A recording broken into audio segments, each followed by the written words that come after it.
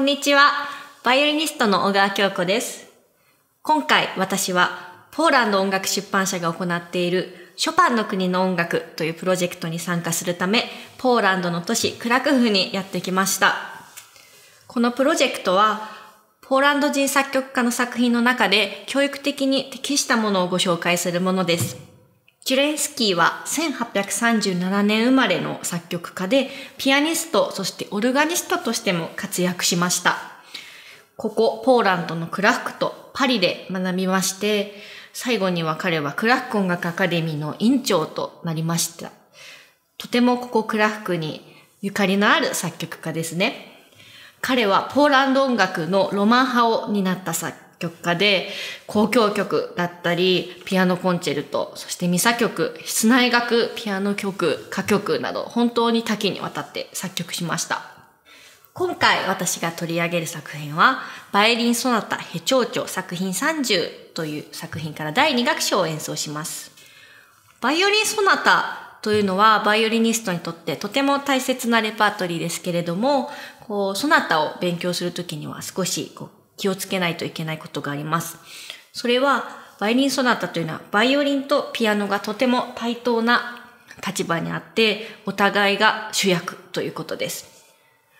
例えば、バイオリンコンチェルトだったり、バイオリンの小品を演奏するときは、バイオリンが目立って、主にメロディーを弾いて、美しく歌い上げるというのが求められるんですけれども、バイオリンソナタの場合は、バイオリンとピアノ、それぞれが意見を出し合って、お互いを尊重して音楽を作っていくことが大切です。バイオリンソナタというのは、室内楽という分類に含まれていまして、お互いの奏者を尊重するということが大変大切になっています。そのためには演奏するときに自分のメロディーだったり旋律だけに気を取られずに、ピアノがもし旋律を弾いている場合は少し控えるだったり、逆にバイオリンが旋律を弾くときにはピアノの方に合わせていただくだったり、そういった配慮も必要になってきます。それではまず曲の最初の部分を演奏してみたいと思います。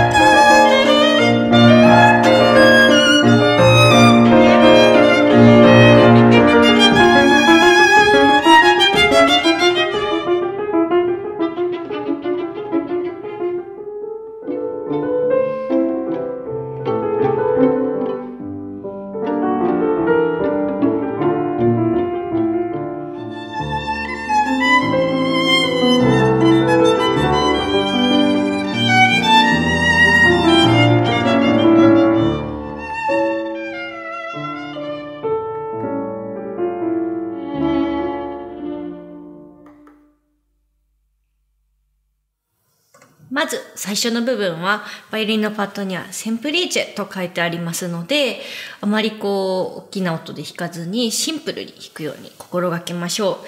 また11小節目の1拍目、この8分音符ですが、あまり重い音にならないように少し弓を上げて、ダンサーがジャンプしているような、そんな風に演奏すると良いでしょう。また、17小節目からはポコピュアニマートと書いてあります。こちらの部分はバイオリンとピアノが掛け合いをしながらどんどん活気づいていく部分なので、それに気をつけてお互いに掛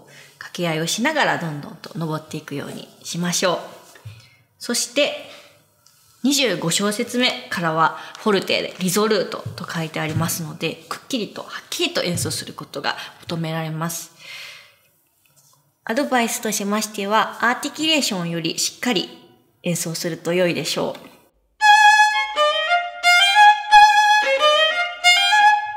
う。このように演奏すると音色が変わって、キャラクターをしっかり出せるかと思います。また、41小節目のテンポプリモに戻ったところは、同じピアノがメロディーを弾くときにバイオリンはピチカートをします。ピチカートをするときは、できるだけ柔らかい音になるように、指のこの腹の部分を使って、このようにハープのような音色が出るように心がけると良いかと思います。それでは次の部分に行きたいと思います。次はポコピューモッソになりまして、少しテンポが上がりまして、ダンスの雰囲気が変わります。それでは一度演奏してみます。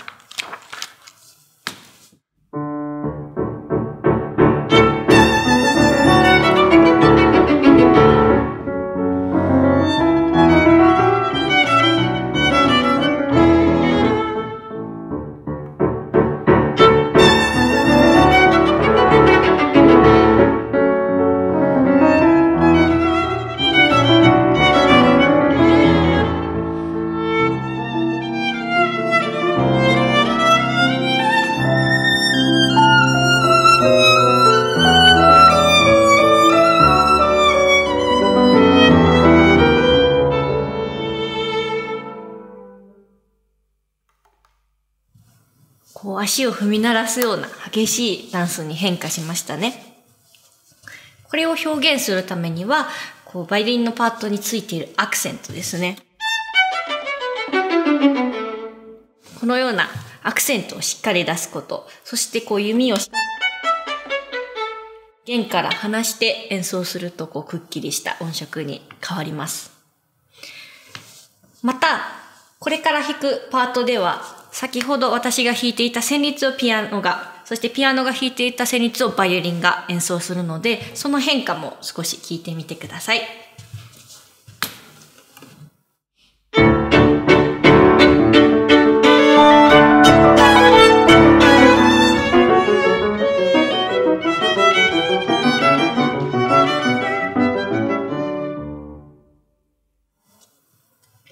このようにバイオリンソナタではお互いの立ち位置が入れ替わるので、そういうことをしっかり分かった上で演奏することがとても大切です。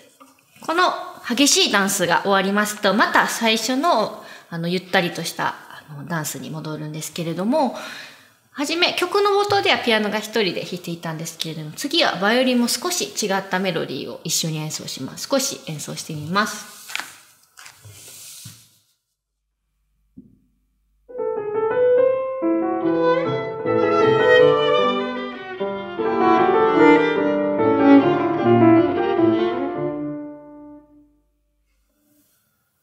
こういう副旋律、サブの旋律を弾くときは、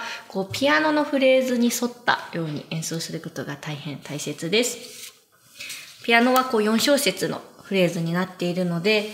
125小節目と126小節目はあまりぐっとつなぎすぎないように演奏すると、よりピアノとの一体感が出ます。また、この旋律、一番最後にも出てくるんですけれども、最後はまた違った旋律をバイオリンが奏でるので、少し演奏してみたいと思います。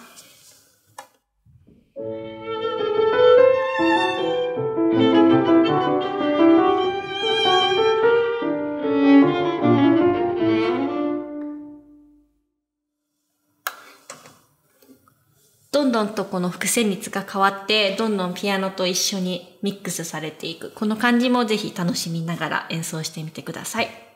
このバイオリンソナタは大変華やかで、すごくテクニックも、